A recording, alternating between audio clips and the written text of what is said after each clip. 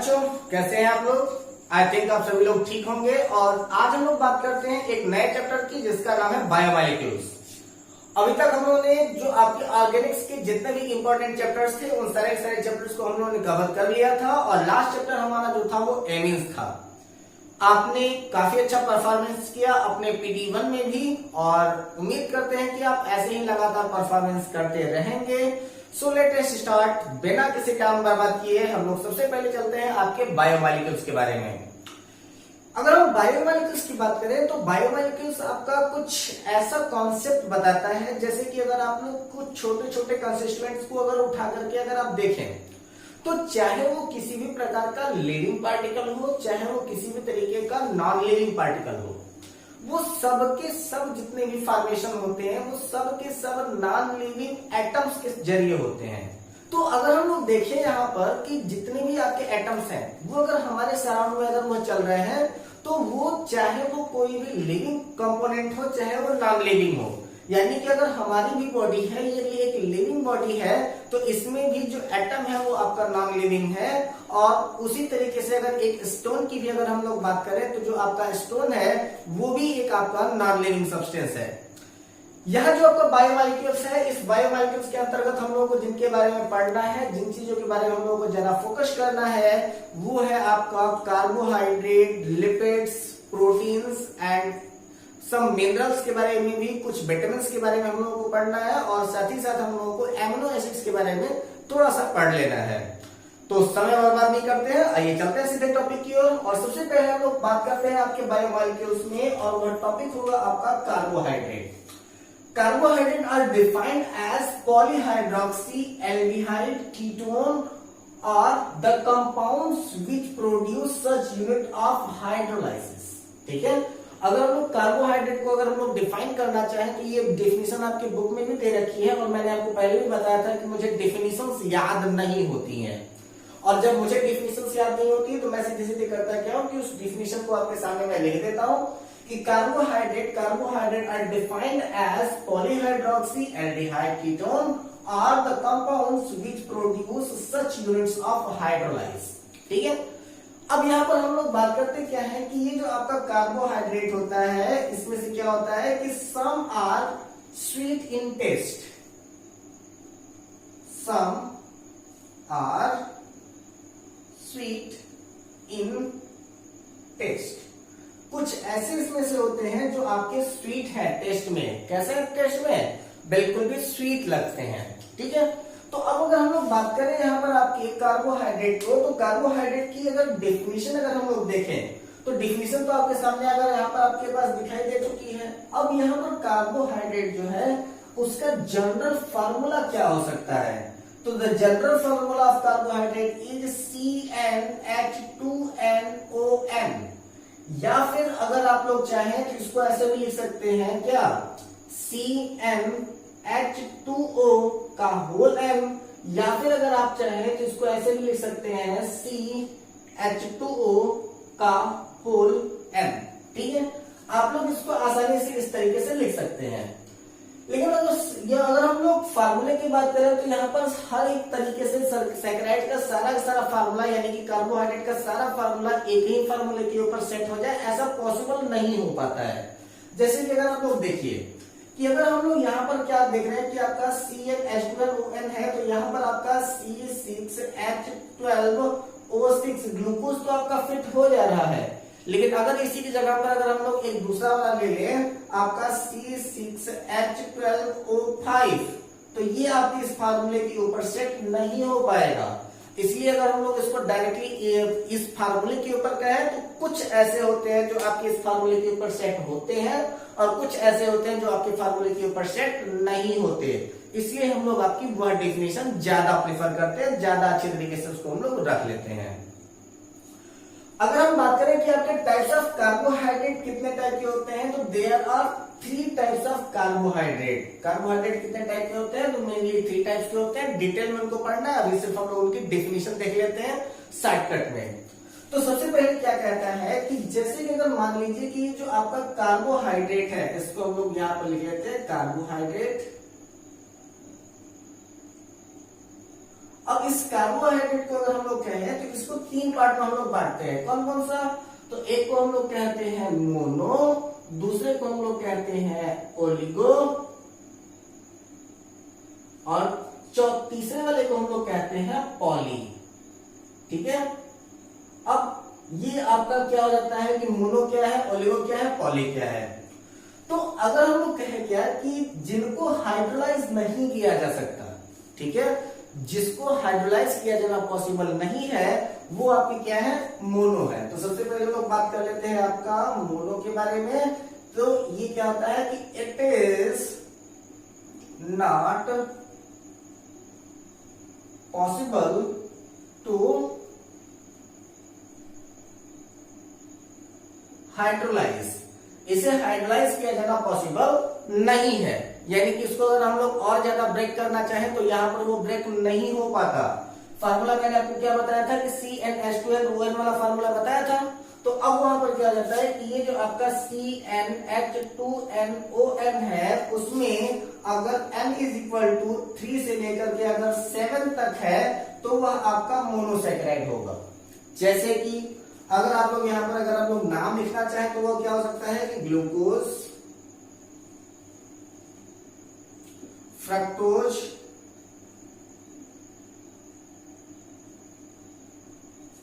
माइनोज, galactose,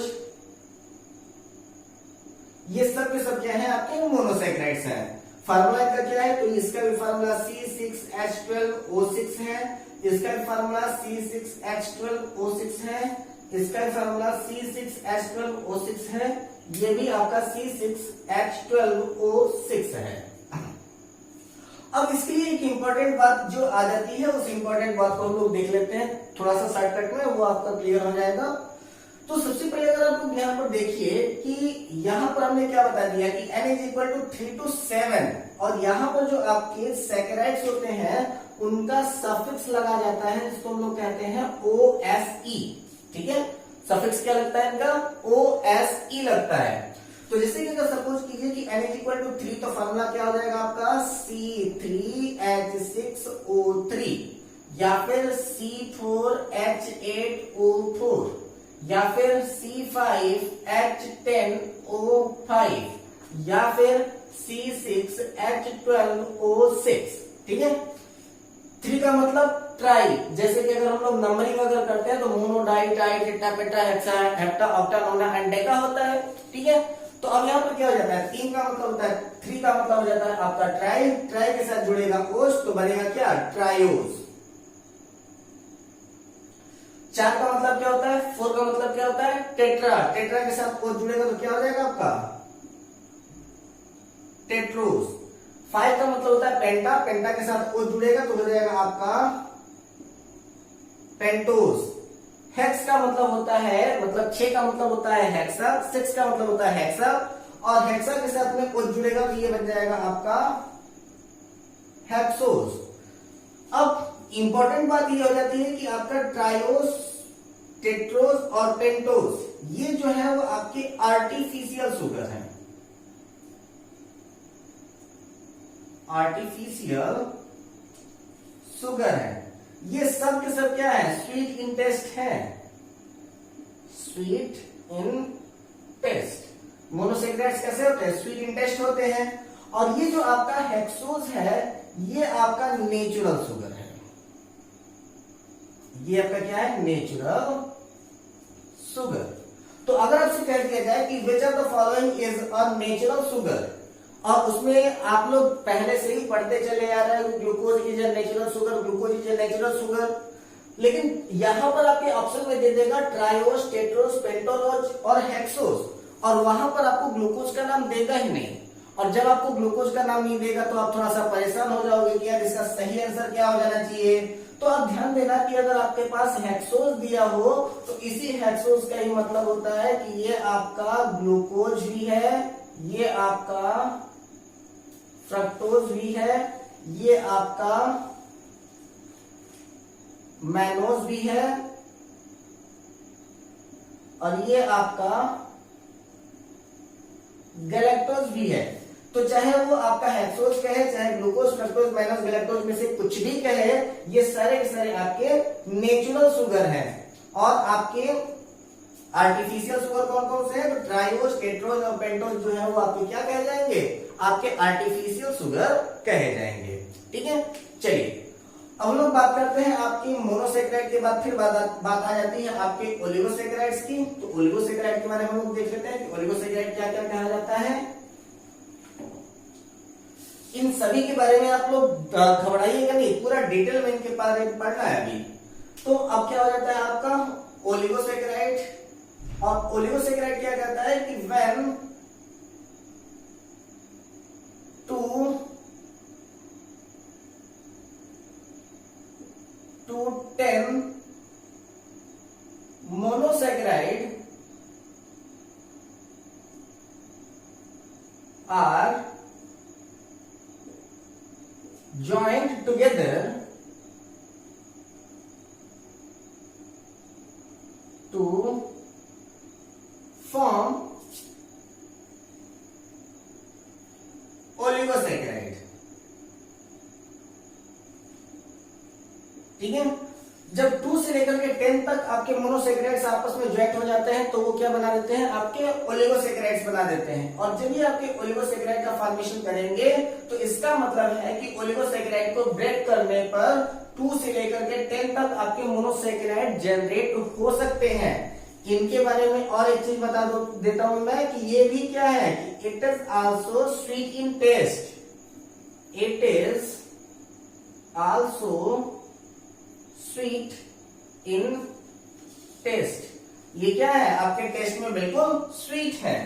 और अगर इनका नाम लिखना हो तो हम लोग जल्दी जल्दी क्या नाम लिख सकते हैं? जैसे कि अगर आप सपोज कीजिए कि इनको अगर हम लोग चाहें तो इनको हम लोग कई पार्ट में तोड़ सकते हैं, यानी कि आपका डाइसेक्राइड, ट्राइसेक्राइड, टेट्रासेक्राइड, पेंटासेक्राइड, हेक्सासेक्राइड, हेप्टासेक्राइड, ऑक्टासेक्राइड, नोनासेक्राइड एंड डेकासेक्राइड।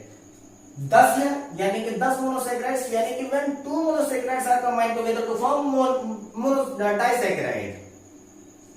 इंपॉर्टेंट करके आप लोग इसको अगर चाहें तो लिख भी सकते हैं। When 2 monosaccharide are joined together to form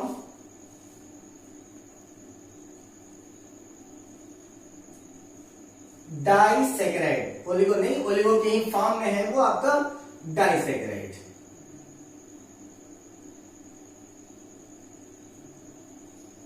और जो घर में हम लोग शुगर, चीनी खाते हैं ना, वो आपका क्या है? एक प्रकार का डाइसेक्राइड है। जैसे कि आपका एग्जाम्पल अगर आप लोग चाहें तो लिख सकते हैं सुक्रोज, माल्टोज, लैक्टोज। ठीक है, etc। अब इसके बारे में एक और इंपॉर्टेंट चीज है जो यहां पर इंपॉर्टेंट हो जाती है, वो क्या है कि आपका lactose sugar is found in milk. Lactose sugar is found in milk. Lactose sugar कहां पाया जाता है? तो it is found in milk, या मिल्क में पाया जाता है। ठीक है, it is an animal sugar। ये क्या है? एनिमल शुगर है। बाकी सारे शुगर्स क्या थे? आपके प्लांट शुगर थे, प्लांट ऑब्टेन्ड शुगर थे। लेकिन ये क्या है? आपका एनिमल शुगर है। ठीक है, लैक्टोज क्या है? एक प्रकार का एनिमल शुगर है। और maximum lactose sugar is found in human mother milk. maximum lactose sugar is found in human mother milk। सबसे ज्यादा लैक्टोज शुगर कहां पाया जाता है? तो मैक्सिमम लैक्टोज शुगर फाउंड होता है कहां पर? आपकी ह्यूमन मदर मिल्क में पाया जाता है। टेंशन खत्म हो गई। अब लास्ट बात आ जाती है आपके पॉलीसेकेराइड्स की, और पॉलीसेकेराइड्स के बारे में बिल्कुल आसान सी चीजें हैं और थोड़ा सा उसके बारे में देख लेते हैं और आज का टॉपिक यहीं पर खत्म भी कर देते हैं। तो बात क्या आ जाती है आपके पॉलीसेकेराइड्स की।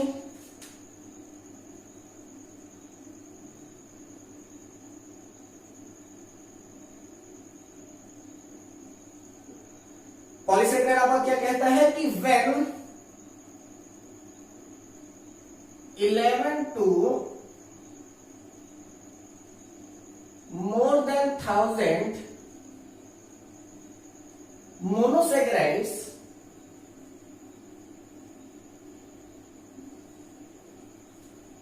are joined together to form polysaccharide.